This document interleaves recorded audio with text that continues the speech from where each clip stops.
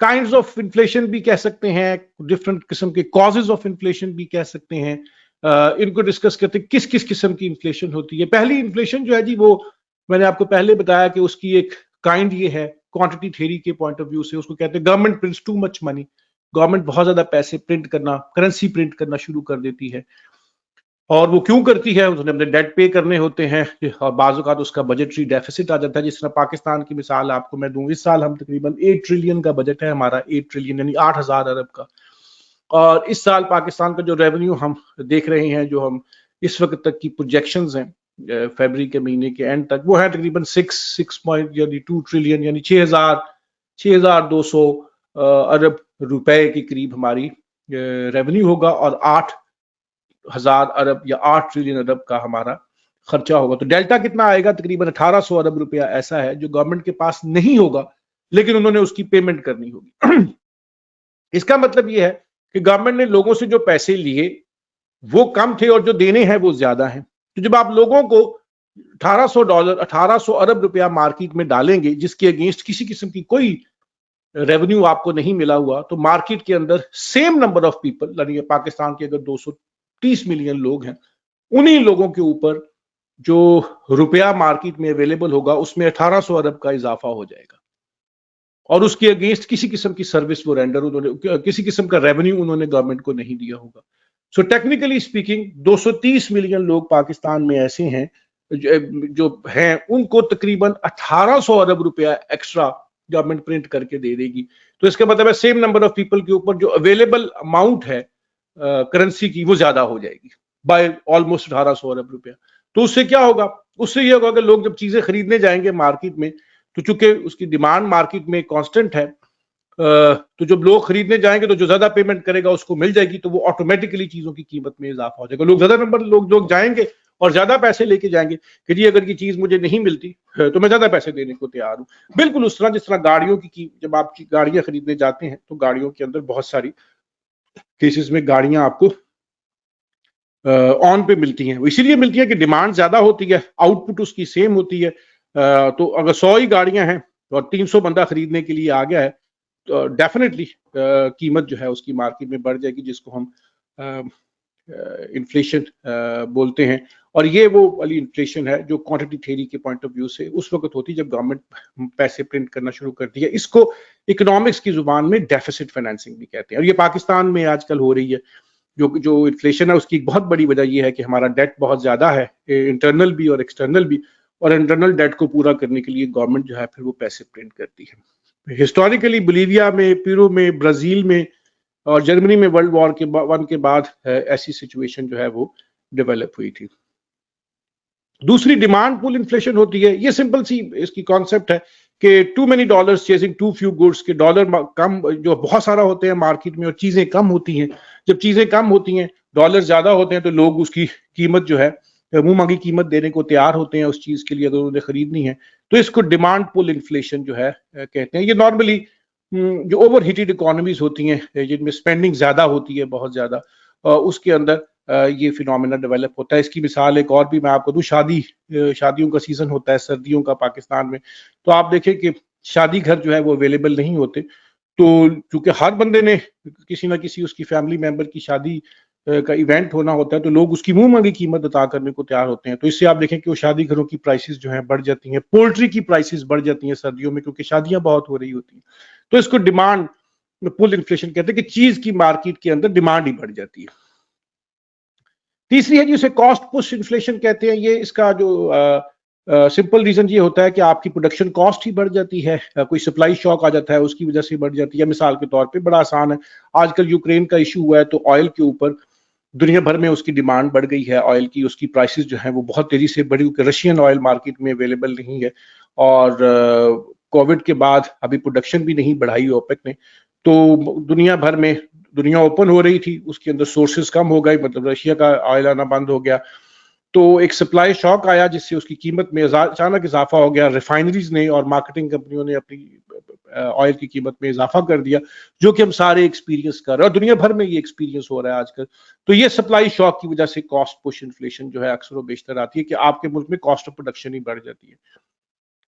اس کے علاوہ open inflation ہوتی ہے، یہ سب سے سمپلسٹ فارم آف انفلیشن ہوتی ہے، جس میں پرائسز ہر سال بڑھتی رہتی ہیں اور لوگوں کو ویزیبلی پتا ہوتا ہے کہ آپ پچھلے سال اس کی قیمت 10 روپے تھی ان دنوں میں، اور آج جو ہے یہ سبزی جو ہے انہی دنوں کے اندر 12 روپے میں ملتی ہے یا 13 روپے میں. اس کو اوپن انفلیشن، یہ نارمل ایک سرٹن لیول کی انفلیشن ہر سال جو ہوتی رہتی ہے اس کو کہتے ہیں. دوسرا، پانچویں لیول کے اوپر جو انفلیشن آتی ہے وہ ریپریسڈ انفلیشن ہوتی ہے، اور یہ اس کو سمپل ڈیفائن کرنے کا طریقہ یہ ہے کہ مارکیٹ کے اندر گورنمنٹ جو ہے وہ انٹرفیئر کرنا شروع کر دیتی ہے. وہ نارملی راشن کارڈز لے آتی ہے کہ جس کی بنیاد کے اوپر وہ ڈیمانڈ کو مینج کر لیتے ہیں مارکیٹ کے اندر، کہ ڈیمانڈ کو ہی کم کر دیتے ہیں.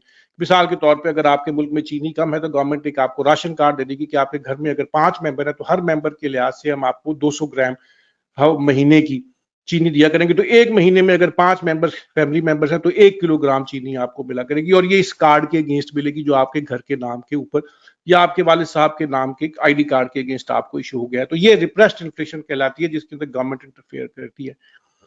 پھر ایک ہائپر انفلیشن ہوتی ہے، یہ وہ پرائس لیولز ہوتے ہیں کہ ان میں اتنی تیزی سے اضافہ ہو رہا ہوتا ہے کہ ہر گھنٹے کے بعد قیمت بڑھنا شروع ہو جاتی ہے. جرمنی کے اندر یہ بہت ہوا ورلڈ وار 1 کے بعد کہ آپ کی پرائسز گھنٹوں کے حساب سے. وینزویلا میں بھی ایسے ہی ہوا، لیٹن امریکہ کے کچھ ممالک نے یہ ایکسپیرینس کیا، اور یہ سب سے خطرناک سچویشن ہوتی ہے. اس کے اندر بعض اوقات گورنمنٹ کو پھر ڈی مونیٹائز کرنی پڑتی ہے، یعنی اپنی کرنسی کینسل کر کے نئی کرنسی لانی پڑتی ہے کیونکہ اتنے زیادہ نوٹ ہو جاتے ہیں.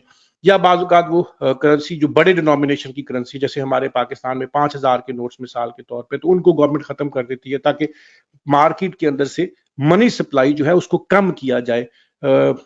دوسری جو 7ویں نمبر پہ آتی ہے اس کو ہم ٹرو انفلیشن کہتے ہیں، اور یہ ایک آئیڈیالوجیکل سچویشن ہوتی ہے جس کے اندر آپ کہتے ہیں کہ پوری سوسائٹی میں امپلائمنٹ جو ہے وہ 100% امپلائڈ ہے، تمام ریسورسز اور تمام لوگ فلی امپلائڈ ہیں.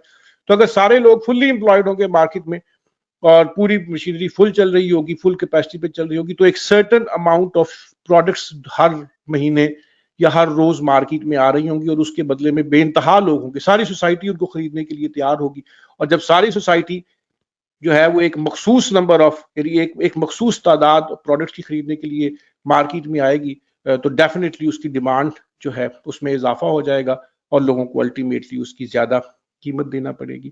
اس طرح پھر ایک 8ویں نمبر پہ سیمائی انفلیشن آتی ہے. یہ بغیر فل امپلائمنٹ کی ہوتی ہے کہ کوئی فل امپلائمنٹ نہیں ہے، سوسائٹی کے اندر ان امپلائمنٹ بھی ہے، لیکن پرابلم یہ ہے کہ باٹل نیکس آ گئی ہیں ویلیو چین کے اندر کچھ سیکٹرز کے اندر، جس کی بنیاد کے اوپر سپلائی شاکس آپ کو لگے ہیں اور اس چیز کی قیمت بڑھ گئی ہے. اس کی مثال گندم ہے پاکستان کے اندر، کہ گندم پچھلے سال بالکل ٹھیک تھی، لیکن اس کی کچھ لوگ کہتے ہیں کہ اسمگلنگ زیادہ ہو گئی، کچھ لوگ کہتے ہیں کہ ایکسپورٹ زیادہ کر دی گورنمنٹ نے، کوئی مس کیلکولیشن ہو گئی جس کی بنیاد کے اوپر ایک سپلائی شاک مارکیٹ میں آیا.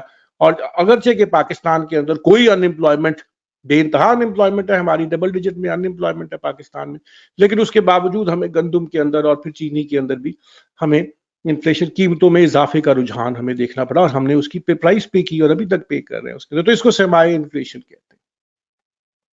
اور اگر اس پروسیس کو سمپل طریقے سے بیان کیا جائے تو ایک اور طریقہ بھی ہے جس کو اکانومسٹ جو ہے وہ ایکسپلین کرنے کی کوشش کرتے ہیں انفلیشن کو، اور اس کو پرپیچوئل پروسیس کہتے ہیں، ویج پرائس اسپائرل کہتے ہیں. وہ کہتے ہیں جی کہ اگر ایک فیکٹری ہے، اس فیکٹری کے اندر 10 ملازمین کام کر رہے ہیں، تو وہ ملازمین آپ سے ڈیمانڈ کرتے ہیں آ کے اپنی یونین کے تھرو کہ ہماری ویجز بڑھائی جائیں، ہماری سیلریز بڑھائی جائیں، کہ اگر آپ نہیں بڑھائیں گے تو ہم فیکٹری بند کر دیں گے. اونرز جو ہوتے ہیں وہ مجبور ہو جاتے ہیں، وہ پھر ان کی قیمت، ان کی پرائس، ان کی سیلریز بڑھا دیتے ہیں.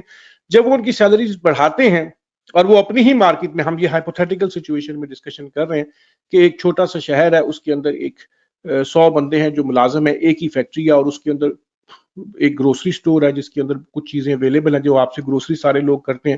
تو وہی نمبر آف جو امپلائیز ہیں اتنے ہی ہیں، 100 ہی ہے اس شہر کے اندر، وہی ایک فیکٹری ہے اور وہی ایک گروسری سٹور ہے جس میں چیزیں آپ کو گروسری کی ملتی ہیں، اور امپلائمنٹ کا ایک ہی ذریعہ ہے اور وہ بیسیکلی ایک فیکٹری ہے. تو اگر اس فیکٹری کے اندر سرٹن نمبر آف لوگ جائیں، کام کر رہے ہیں اور وہ اپنی سیلری بڑھانے کی بات کریں، تو اگر مالک جو ہے، امپلائر جو ہے، ان کی سیلری کو انکریز کر دے، تو جو ورکرز ہیں ان کے پاس پیسے کی تعداد زیادہ ہو جائے گی. جب پیسے کی تعداد زیادہ ہو جائے گی تو وہ مارکیٹ میں جو چیزیں ہیں وہ فکسڈ ہیں، مثال کے طور پہ 100 ہی یونٹ آتے ہیں، تو لوگ زیادہ خریدنا شروع کر دیں گے کہ یار اب تھوڑا سا ضرورت سے زیادہ خرید لیتے ہیں. تو وہ اس کو زیادہ خریدنے کے لیے جب جائیں گے تو پریشر آئے گا پرائسز کے اوپر، پرائسز اوپر جانا شروع ہو جائیں گی. جب پرائسز اوپر جانا شروع ہوں گی تو تھوڑے عرصے کے بعد وہ کہیں گے جی انفلیشن ہوگی، وہ واپس جائیں گے اپنے مالکان کے پاس ہماری سیلریز دوبارہ بڑھائی جائیں. مالکان کیا کریں گے, وہ پھر ان کی سیلریز بڑھا دیں گے, اور ساتھ ہی وہ جو چیزیں ہیں جو مارکیٹ کے اندر اویلیبل ہیں ان کی قیمت بھی بڑھا دیں گے جو کہ وہ بناتے ہیں. اور اس طرح یہ پرپیچول سائیکل چلتا رہے گا کہ ہر دفعہ لوگ جائیں گے اپنی سیلریز بڑھانے کی بات کریں گے, سیلریز بڑھ جائیں گی. جیسی سیلریز بڑھیں گی کاسٹ پہ پریشر آئے گا, تو امپلائر جو ہے یا مینوفیکچرر جو ہے, جو فیکٹری اونر ہے, وہ اپنے خرچے پورے کرنے کے لیے اپنی چیزوں کی پروڈکٹ کی قیمت بڑھا دے گا, اور وہی چیزیں جو ہے اس گروسری اسٹور پہ جائیں گی اس شہر کے بکنے کے لیے, اور وہاں سے لوگ جب خریدنے کے لیے جائیں گے تو ان کو زیادہ قیمت دینی پڑے گی. تو یہ ایک سائیکل ہے جو اسی لوپ میں چلتا رہے گا. تو اس پروسیس کے ساتھ بھی ہم انفلیشن کے کانسیپٹ کو ڈسکس کرنے کی کوشش کرتے ہیں. Thank you very much for being with me. اب نیکسٹ جو ہمارا سیکول اس کے بعد آئے گا اس کے اندر ہم ڈسکشن کریں گے کہ جو انفلیشن ہے اس کے ایفیکٹس کیا ہوتے ہیں سوسائٹی میں, اور پاکستان میں جو انفلیشن ہے اس کی کیا وجوہات ہیں. یہ جو اس وقت ہمارا لیکچر تھا اس کے اندر ہم نے صرف ڈسکشن یہ کی ہے کہ ہم نے کانسیپٹ انفلیشن کا ڈسکس کیا ہے, اس کی مختلف کائنڈز ڈسکشن کی ہے, ہم نے اس کو میئر کیسے کرتے ہیں اس کو ڈٹرمن کیا ہے, ہم نے سی پی آئی کو ایکسپلین کرنے کی کوشش کی ہے کہ کنزیومر پرائس انڈیکس کیا ہوتا ہے. نیکسٹ لیکچر جو ہے انفلیشن کا, اس کے اندر ہم کوشش کریں گے کہ اس کی ایفیکٹس آن سوسائٹی دیکھنے کی کوشش کریں گے, اور پاکستان میں انفلیشن کی کیا وجوہات ہیں ان کو دیکھنے کی کوشش کریں گے. تھینک یو ویری مچ جی, God bless you, see you next time انشاءاللہ.